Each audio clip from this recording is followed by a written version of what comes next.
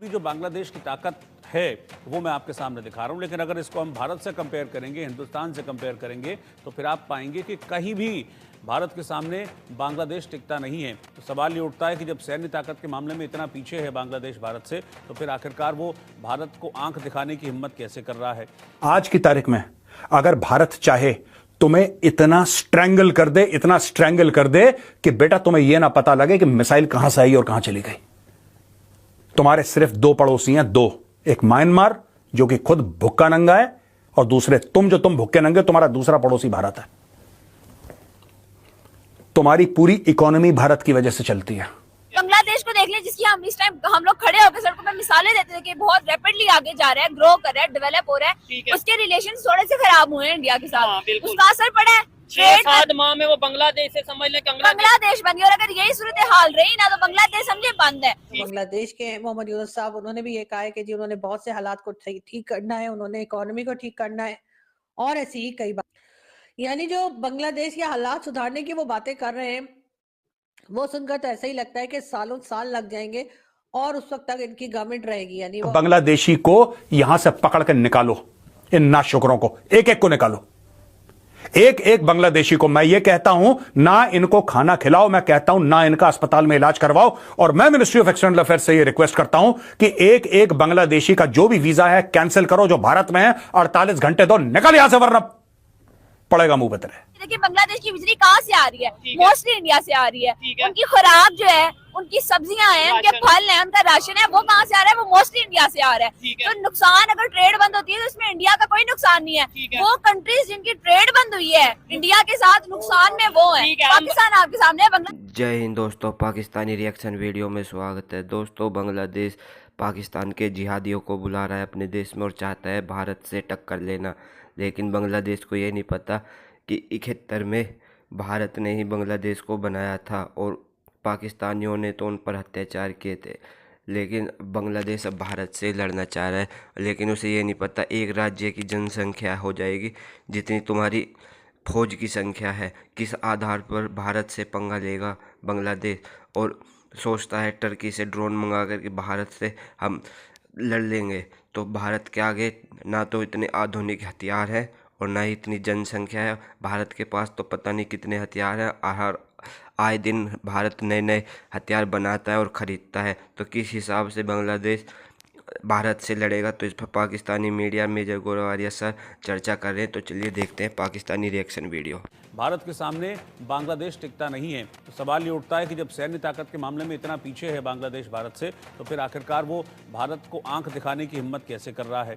जब भारत जो हिंदू वहाँ पर रह रहे हैं उन पर जुल्म सितम अत्याचार हो रहे हैं, तो आखिरकार वो किसकी शय पर बांग्लादेश कर रहा है। जब ताकत नहीं है भिड़ने की बांग्लादेश की भारत से, बहुत छोटी सी बांग्लादेश की आर्मी है। जहाँ तक वेपन्स की बात की जाए, हाईटेक वेपन्स की बात की जाए, उसके मामले में भी बांग्लादेश भारत से कोसों दूर है। तो आखिरकार कोई ना कोई तो है जो पीछे है बांग्लादेश के, और बांग्लादेश को खाद पानी दे रहा है। इसी वजह से बांग्लादेश इतनी हिम्मत और हिमाकत भी कर पा रहा है। 2 करोड़ से ज्यादा बांग्लादेशी घुसपैठिए भारत में बैठे हैं। मैं सरकार से यह कहता हूं, ठीक है, आप बांग्लादेश के अंदर मिलिटरीली आप नहीं इंटरवीन करना चाहते, एक एक बांग्लादेशी को यहां से पकड़ कर निकालो, इन नाशुक्रों को एक एक को निकालो, एक एक बांग्लादेशी को। मैं ये कहता हूं ना इनको खाना खिलाओ, मैं कहता हूं ना इनका अस्पताल में इलाज करवाओ, और मैं मिनिस्ट्री ऑफ एक्सटर्नल अफेयर्स से ये रिक्वेस्ट करता हूं कि एक एक बांग्लादेशी का जो भी वीजा है कैंसिल करो, जो भारत में है 48 घंटे दो, निकल यहां से, वरना पड़ेगा मुंह पे तेरे। किसी बांग्लादेशी को अंदर नहीं आने देना, घुट के रहने दो वहीं पे। कहना जाओ बेटा, अब्बू अब्बू करके चीन के पास जाओ, चीन मदद करेगा। तुम्हें हिंदुओं के ऊपर हमला करना है, आई विल टेल यू, ठीक है, आई विल टेल यू। आज की तारीख में अगर भारत चाहे तुम्हें इतना स्ट्रैंगल कर दे, इतना स्ट्रैंगल कर दे कि बेटा तुम्हें यह ना पता लगे कि मिसाइल कहां से आई और कहां चली गई। तुम्हारे सिर्फ दो पड़ोसी हैं, दो, एक म्यांमार जो कि खुद भुक्का नंगा है, और दूसरे तुम भुक्के नंगे, तुम्हारा दूसरा पड़ोसी भारत है। तुम्हारी पूरी इकोनॉमी भारत की वजह से चलती है। तुम इस गलतफहमी में मत रहना कि तुम बहुत बड़े टेक्सटाइल में तुर्रम खान हो। तुम्हारा रॉ मटेरियल कहां से आता है? मैं बता रहा हूं कुछ सच्चाइयां। आज की तारीख में सरकार हमारी कुछ करे ना करे, हम लोग क्यों वेट करते हैं सरकार कुछ करे? एवरी वन ऑफ यू, आज मेरी अपील है, तुम्हें हिंदुओं को मारना है ठीक है, तुम्हें मंदिर तोड़ने हमारे ठीक है, चलो अब मैं बताता हूं क्या करना है।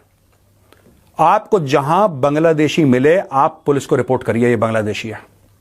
नोएडा में घरों में काम करते हैं, ये सब बांग्लादेशी हैं और झूठ बोलते हैं मालदा के रहने वाले हैं। They are not from Malda. Malda एक इलाका है वेस्ट बंगाल में। एक एक बांग्लादेशी से पूछो कि तुम कहां के रहने वाले हो, दे विल टेल यू। और अगर आपका, मैं आपको बोल रहा हूं जितने भी लोग हैं, अगर आपके कोई बंगाली फ्रेंड्स हैं ना, आपको नहीं पता लगेगा, you will not come to know, but if you have Bengali friends they will identify. जो बंगाली है उसको फट से पता लग जाता है कि ये जो बोली बोल रहा है ये आदमी वेस्ट बंगाल का है कि ये बांग्लादेश का है। Any Bengali will tell you in 5 seconds, he will tell you कि नहीं भाई ये यहां का नहीं है, ये वहां का है। I request all the doctors, इनका इलाज बंद करो। Choke that country. We should stop all trade. जितने भी बिजनेसमैन हैं, आप जो भी सप्लाई कर रहे हो बांग्लादेश को बंद करो। इकोनॉमिकली इनको इतना तोड़ दो कि इनकी रीढ़ की हड्डी टूटे, ये व्हीलचेयर में बैठे हैं। इनको बहुत मंदिर तोड़ने का शौक है। अभी रुक जाओ बेटा, मैं तोड़वाता हूं तुमसे मंदिर। तो मैं इनको सॉर्ट आउट करना बहुत जरूरी है, ये बांग्लादेशियों को, कंग्लादेशियों को।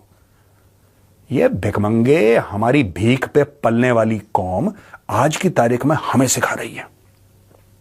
ये 2 कौड़ी का स्टूडेंट लीडर नाहिद इस्लाम इंडिया को सिखा रहा है कि तुम नहीं चाहते, हम नहीं बेटा हम चाहते हैं, इसलिए तुम्हारा वजूद है। इंडियन आर्मी अगर नहीं चाहती, उस समय जनरल सैम मानेकशॉ बोलता कि यार कोने में लगो, जरा लेफ्ट मुड़ जाना। अभी भी टिक्का खान ने क्या बोला था आपको पता है? टिक्का खान, याहिया खान, ये सब, Yahya Khan was at that time of course the president of Pakistan. दोस्तों आपको पता है ऑपरेशन सर्चलाइट में क्या हुआ था? जनरल टिक्का खान आया था और जनरल टिक्का खान ने ऑपरेशन सर्चलाइट शुरू करा। 30 लाख बंगालियों को मारा था ईस्ट पाकिस्तान में। 30 लाख, 30 लाख बंगालियों को, 10 लाख बंगाली औरतों के साथ रेप करा था। तब इंडियन आर्मी बीच में गई, इंडियन आर्मी ने पाकिस्तानी फौज की टांग तोड़ी और 16 दिसंबर 1971 को सरेंडर लिया। इंडियन आर्मी, नेवी और एयरफोर्स के बल से बांग्लादेश बना। बांग्लादेश को देख ले, जिसकी हम इस टाइम हम लोग खड़े होकर सड़कों पे मिसालें देते थे कि बहुत रैपिडली आगे जा रहा है, ग्रो कर रहा है, डेवलप हो रहा है। उसके रिलेशन थोड़े से खराब हुए हैं इंडिया के साथ, उसका असर पड़ा है। 6-7 माह में वो बांग्लादेश से समझ ले बांग्लादेश बन गया। और अगर यही सूरत हाल रही ना तो बांग्लादेश समझे बंद है। उसकी वजह ये है कि आप ये देखिए बांग्लादेश की बिजली कहाँ से आ रही है? मोस्टली इंडिया से आ रही है। उनकी खुराक जो है, उनकी सब्जियां हैं, उनके फल हैं, उनका राशन है, वो कहाँ से आ रहा है? वो मोस्टली इंडिया से आ रहा है। तो नुकसान, अगर ट्रेड बंद होती है तो इसमें इंडिया का कोई नुकसान नहीं है। वो कंट्रीज जिनकी ट्रेड बंद हुई है इंडिया के साथ, नुकसान में वो है। पाकिस्तान आपके सामने है, बांग्लादेश आपके सामने है। बल्कि हमें ये समझने की जरूरत है, चौधरी साहब मैं आपको बात करने का मौका देती हूँ, हमें ये समझने की जरूरत है कि इस टाइम जितना जल्दी हम समझेंगे, जितना जल्दी हम समझेंगे, इस बात को पिक करेंगे, उतना जल्दी हमारा ही फायदा है, हम ही डेवलपमेंट की तरफ जाएंगे। वो देखकर लगता है ऐसा है कि बांग्लादेश जो है वो एक और पाकिस्तान बनने की तरफ चल पड़ा है। यानी कि अगर बांग्लादेश को ये कहा जाए कि माइनॉरिटीज का जो हाल वहाँ किया जा रहा है वो तकरीबन वही है जो पाकिस्तान में किया जाता है। कोई ज्यादा दूर अरसे की बात नहीं है जब पाकिस्तान में तकरीबन 20 से 21 चर्च जो थे वो जला दिए गए थे पंजाब में। लोगों को आज भी याद होगा और उस बात को मेरे ख्याल है बहुत ज्यादा टाइम नहीं गुजरा है। मंदिर तोड़े जाते हैं, गुरुद्वारे तोड़े जाते हैं और इसी तरीके से माइनॉरिटी को तंग किया जाता है, जिस तरह से इस वक्त बांग्लादेश में हो रहा है। इस वक्त के बांग्लादेश के जो केयर टेकर प्राइम मिनिस्टर हैं, जिनकी मैं आपको फोटो भी दिखा रही हूँ, उनका कहना ये है कि आए तो थे वो जनाब इलेक्शन करवाने के लिए, कहा यही जा रहा था कि बहुत जल्द इलेक्शन करवा के वो चले जाएंगे, लेकिन अब ऐसा लगता है उनका जाने का मूड नहीं है। ये हरकत भी कोई पाकिस्तानियों जैसी ही वो कर रहे हैं, जैसे कि जनरल मोहम्मद ज़ियाउल हक जो आया था तो कहा यह जाता है, उसने कहा था कि 90 डेज में इलेक्शन करवाएगा, उसके बाद वो 11 साल नहीं गए। और यही हाल इस वक्त के केयर टेकर प्राइम मिनिस्टर का लग रहा है जो बांग्लादेश के मोहम्मद यूनुस साहब, उन्होंने भी ये कहा है कि जी उन्होंने बहुत से हालात को ठीक करना है, उन्होंने इकोनॉमी को ठीक करना है और ऐसी ही कई बात।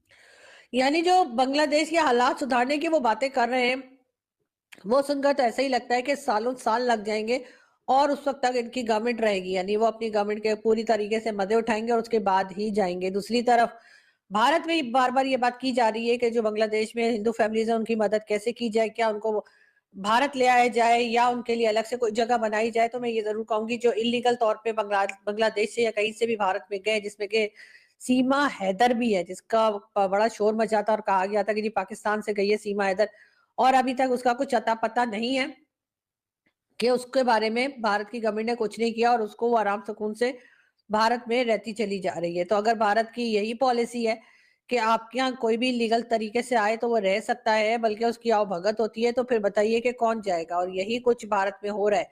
लेकिन बहुत से लोग आवाज उठा रहे हैं, बहुत से लोग सोशल मीडिया पे बात कर रहे हैं भारत से, और उनका कहना ये है कि जी भारत में जो इलीगल तरीके से जो बांग्लादेश के लोग आए हैं उनको निकाल देना चाहिए, और उसके बाद लीगल तरीके से जो हिंदू फैमिलीज हैं उनको भारत में ले आना चाहिए, ताकि उनकी जानें बचें और वो हिफाजत से रहें। लेकिन बहुत से लोगों का ये भी कहना है अपना घर बार छोड़कर कौन आना चाहता है, और यही हाल बांग्लादेश में रहने वाली हिंदू फैमिलीज का भी होगा कि